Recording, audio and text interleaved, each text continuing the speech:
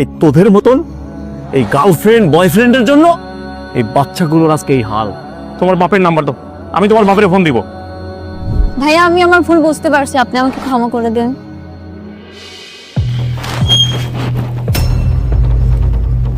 আসো।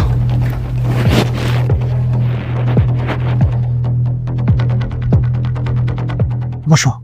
আর তুমি কাপড় চোপড় খুলে তাড়াতাড়ি রেডি হও। হ্যাঁ, আচ্ছা ঠিক আছে। এখানে তো রাখছিল। মুস্তফা, মুস্তফা, তুই কি প্যাকেট সরেছিস? কিসের প্যাকেট? আর একটা ওষুধের প্যাকেট ছিল। আর থাম, কই যাচ্ছিস? তোমার প্যাকেট লাগবে? এখানে দে। প্যাকেট তো আর এখানে না, প্যাকেট তো রুমে। চল।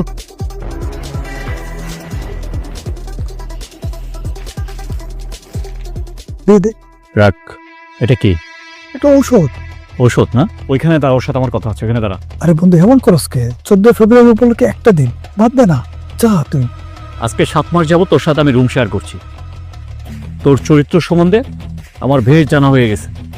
তোরে বহুবার বুঝাইছি, আমি বহুবার বলছি আমি তোরে। এই এই মেয়ে, এই আমার দিকে তাকাও। তুমি যে এখানে আসছো তোমার বাপ মা জানে? কথা বলছো না কেন? তোমার বাপ মা জানে? কি হয় উনি তোমার? বয়ফ্রেন্ড। 14 ফেব্রুয়ারি উপলক্ষে বয়ফ্রেন্ডের সাথে রুম ডেট করতে চলে আসছো। তোমার ফ্যামিলি জানে যে তুমি তোমার বয়ফ্রেন্ডের সাথে রুম শেয়ার করতে আসছো 14 ফেব্রুয়ারি উপলক্ষে? এই না, চুপ কথা বলবি না তুই। এই দেখো, এটা কি? এটা কি? মানুষের বাচ্চা কাঠন বলে ডাস্টবিনে ফেলে দিছে। এই দেখ,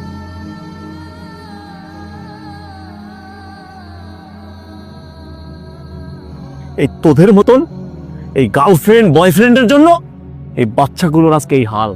তোরা খানিকের মজা করে এই বাচ্চাগুলো জন্ম দিতেছস, এই অবৈধ বাচ্চাগুলো জন্ম দিয়ে ডাস্টবিনে ফেলে দিতেছস। সে বাচ্চাগুলো কুকুরের মুখে। আরে তুই তো একটা মানুষ রে, ও তো একটা মানুষ। আমাদের কি মানুষের বিবেক কবে হবে? এই মেয়ে, এই তোমার বাপের নাম্বার দাও, আমি তোমার বাপের ফোন দিব।